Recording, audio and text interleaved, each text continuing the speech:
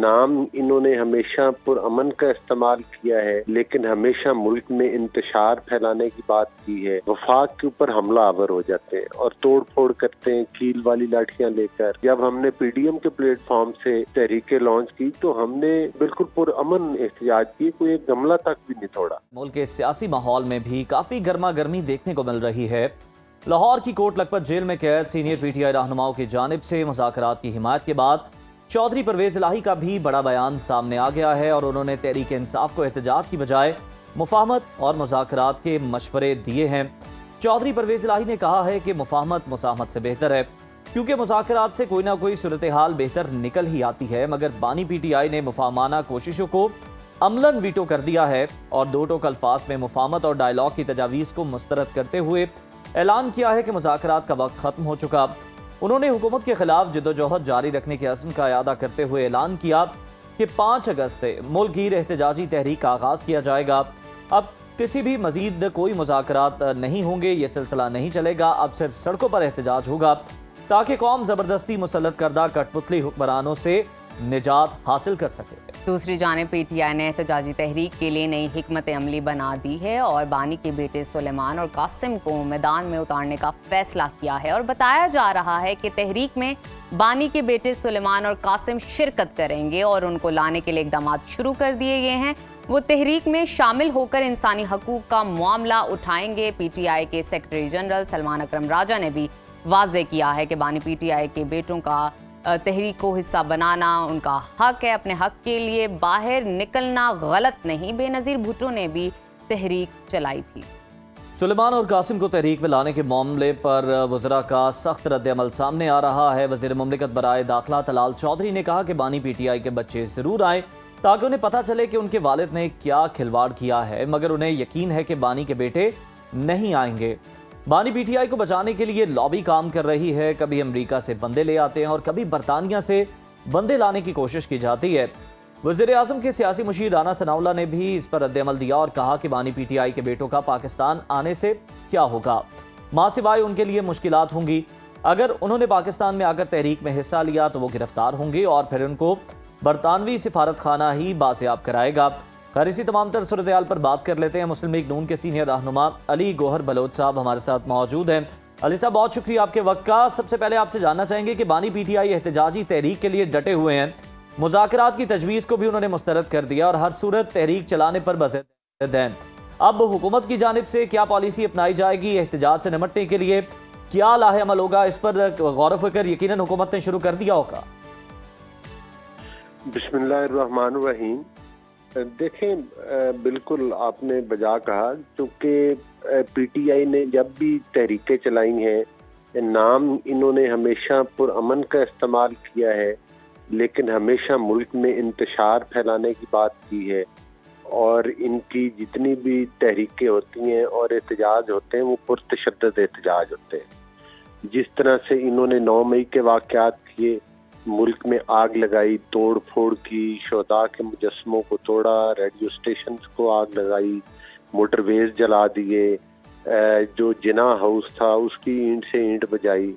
इसी तरह से जब ये केपीके की हुकूमत के तमाम वसाइल लेकर और 1122 की वो गाड़ियां लेकर जो कि किसी हादसे की सूरत में तो काम नहीं आती, लेकिन एहतजाज में जो है वो पेश होती हैं, ये वफाक के ऊपर हमला आवर हो जाते हैं और तोड़ फोड़ करते हैं कील वाली लाठियां लेकर। और यही पुरतशद्दद तरीका, ये शरारती लोगों का जत्था है। ना ये सियासी पार्टी है, ना इनका कुछ सियासी तरीक़ेकार है। इनका एक ही मकसद होता है कि पुरतशद्दद तरीके के साथ और ख़ास तौर पर कोई आरटीएस सिस्टम के ज़रिए कोई वोट चोरी करके पाकिस्तान के इक़्तिदार के ऊपर मुसल्लत हुआ जाए और फिर उसको इंतहाई घिनौने तरीके के साथ लूटा जाए। तो ये इनकी रविश है। इस रविश के साथ कोई भी इकदाम करेंगे तो हुकूमत बिल्कुल इनको रोकने के लिए तैयार है और इंशाअल्लाह ताला इनके साथ कानून के आनी हाथों के साथ निपटा जाएगा, जो ये पुरतशद्दद तरीका अपनाएंगे। बिल्कुल ठीक है। अली गौहर साहब, अभी जो करंट सिचुएशन बन रही है उसको थोड़ा सा डिस्कस कर लेते हैं। तहरीक इंसाफ ने बानी के बेटे सुलेमान और कासिम को मैदान में उतारने का फैसला किया। जैसे कि हम ये सब जानते हैं, वो तहरीक में शिरकत करके इंसानी हकूक का मामला उठाएंगे। जाहिर है वो बरतानवी शहरियत रखते हैं, दुनिया में उनका एक मौसर और भरपूर आवाज़ उठती है, लोग सुनते हैं। आपको क्या लगता है इससे हुकूमत की परेशानी में कितना इजाफा हो सकता है? हुकूमत तो उस वक्त भी परेशान नहीं हुई थी जब ये ट्रंप के साथ और उसके करीबी लॉबी के लोगों के साथ जो है वो सेल्फियां बनवा के वायरल कर रहे थे। और पहले इन्होंने कहा था कि हमारी हुकूमत अमेरिका ने जो है वो गिराई है, हालांकि एक आईनी तरीके के साथ अदम एतमाद किया गया था, लोग इनका साथ छोड़ गए थे। और फिर इन्होंने कहा कि अब ट्रंप साहब आएंगे तो पता चल जाएगा। फिर ट्रंप के साथ सेल्फियां आई, फिर जिस तरह से इन्होंने बाहर लॉबिंग फर्म्स हायर की और जिस तरह से पाकिस्तान के खिलाफ ये वक्तन फक्तन जहर उगलते रहते हैं, वो कोई ढका छुपा नहीं है। और ये तो वो यहूदी लॉबी की सपोर्ट वाली स्टैंप लग जाएगी ना कि जो ये हरबा इस्तेमाल करते हैं। अच्छा। लेकिन उससे कोई फर्क नहीं पड़ता। अली गौहर साहब, आप कह रहे हैं कि इससे कोई फर्क नहीं पड़ता। हम तो मतलब तब भी परेशान नहीं हुए जब हम देख रहे थे वाकई तहरीक इंसाफ के जो रहनुमा थे वो बहुत ज्यादा दावे कर रहे थे कि सदर ट्रंप जो है वो मुदाखलत करेंगे बानी की रिहाई के लिए। लेकिन सर, अगर आप परेशान नहीं है तो फिर वज़ीर आज़म के मुशीर राना सनाउल्लाह साहब, जो कि बड़े सीनियर सियासतदान हैं, उन्हें ये कहने की ज़रूरत क्यों पेश आई कि अगर बानी पीटीआई के बेटे तहरीक में शिरकत करेंगे तो उन्हें गिरफ्तार कर लिया जाएगा? यानी हुकूमत ने पहले से अपना माइंड बना लिया है कि अगर वो किसी किस्म का इंतशार नहीं भी फैलाते, पुरअमन एहतजाज भी करेंगे, तो हमने फिर भी हर सूरत उन्हें गिरफ्तार करना ही है। नहीं, वो तो एक स्टैंप इन पे लग चुकी है ना कि ये पुरअमन लोग तो है ही नहीं है। मैंने जिस तरह आपको पहले बताया है कि आपको कौन सी, मुझे बताएं इनकी पुरअमन तहरीक कौन सी थी? सर, मैं इस वक्त उनके बेटों के हवाले से बात कर रहा हूँ। 13 के तो जाहिर है जब पुरतशद्दद तहरीक का हिस्सा बनेंगे तो उनके साथ रविश वही अख्तियार की जाएगी। अच्छा। जो जो जो जो इनकी गुंडागर्दी के खिलाफ की जाती है। क्या इनकी 9 मई की तहरीक पुरअमन थी? क्या 2013 के धरने इनके पुरअमन थे?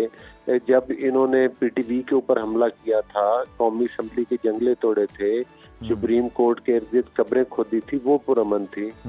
या फिर आपको याद होगा जब इनके अदम एतमाद कामयाब हुआ था तो इन्होंने एक तहरीक चलाई थी जिसमें इस्लामाबाद के जो है ग्रीन बेल्ट्स में आग लगाई थी, उसको आप पुरअमन समझते हैं? या ये अभी नवंबर में जो कील वाली लाठियां लेकर आए थे वो पुरअमन थे? तो पुरअमन वाली बात आप बहुत ज्यादा तारीख में पीछे जा रहे हैं, कहीं आप सुप्रीम कोर्ट वाले वाक़े तक ना चले जाएं। जी बिल्कुल, वो देखें वाकयात हुए। एक पार्टी जिसकी 3-4 दफा हुकूमत तोड़ी गई, कोई एक आध ऐसा गलती से कारकुनों से वाकया हुआ और जिसकी उस वक्त भी हमारी क़यादत ने, जब आपको याद होगा कि जब वो पाकिस्तान में आए थे तो शहबाज शरीफ साहब ने उस वाक़े पर मादरत की थी, उसको तस्लीम किया था।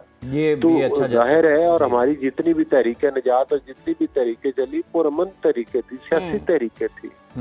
और अभी आप देख लें, जब हमने पीडीएम के प्लेटफॉर्म से तहरीकें लॉन्च की तो हमने बिल्कुल पुरअमन एहतजाज की, कोई एक गमला तक भी नहीं तोड़ा। तो इनकी तरह थोड़े है कि मुल्क में आग लगा दें, मतलब है इस तरह तो बदतरीन दुश्मन जो पाकिस्तान के हैं और जो दहशतगर्द हैं उन्होंने भी वो रविश इख्तियार नहीं की जो इनकी। तो अली साहब, आपने बड़ी अच्छी मिसाल दी कि जब शहबाज शरीफ वापस आए तो उन्होंने इस मामले पर जो है बाकायदा माफ़ी भी मांगी।